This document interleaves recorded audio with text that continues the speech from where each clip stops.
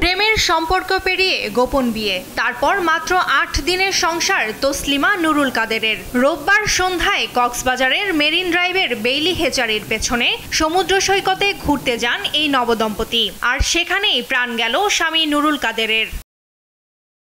স্ত্রী তসলিমা বেগম জানান, কিছু বুঝে ওঠার আগেই হঠাৎ ৪ জন ছিনতাইকারী এসে এলোপাথারি ছুরিকাঘাত করে নুরুল কাদেরকে, আর মুঠোফোন ছিনিয়ে নিয়ে পালিয়ে যায় তারা।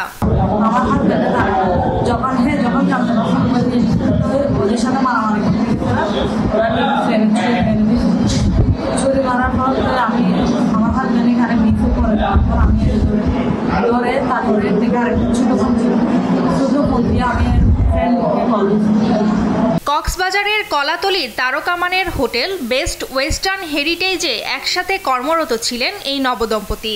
ওই হোটেলের সহকর্মীরা জানান, ঘটনার পর তসলিমা নুরুল কাদেরের আরেকটি মোবাইল ফোন থেকে তাদের খবর দেয়। পরে তারা ঘটনাস্থল থেকে নুরুল কাদেরকে উদ্ধার করে কক্সবাজার সদর হাসপাতালে নিলে চিকিৎসক তাকে মৃত ঘোষণা করেন।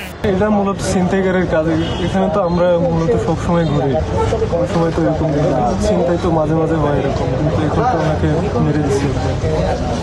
নিহতের পরিবারের পরামর্শেই আইনানুগ ব্যবস্থা নেওয়া হবে বলে জানান হোটেল বেস্ট ওয়েস্টার্ন হেরিটেজের এক কর্মকর্তা।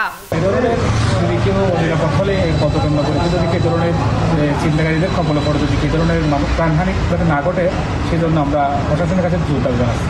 এদিকে ঘটনাস্থল পরিদর্শন করে জিজ্ঞাসাবাদের জন্য নিহতের স্ত্রী তসলিমাকে হেফাজতে নিয়েছে পুলিশ। তবে ছিনতাই নাকি ভিন্ন কোনো কারণে এই হত্যাকাণ্ড, তার রহস্য উদ্ঘাটনে তদন্তের দাবি জানিয়েছেন সহকর্মীরা। নিউজ ডেস্ক, দেশ টিভি।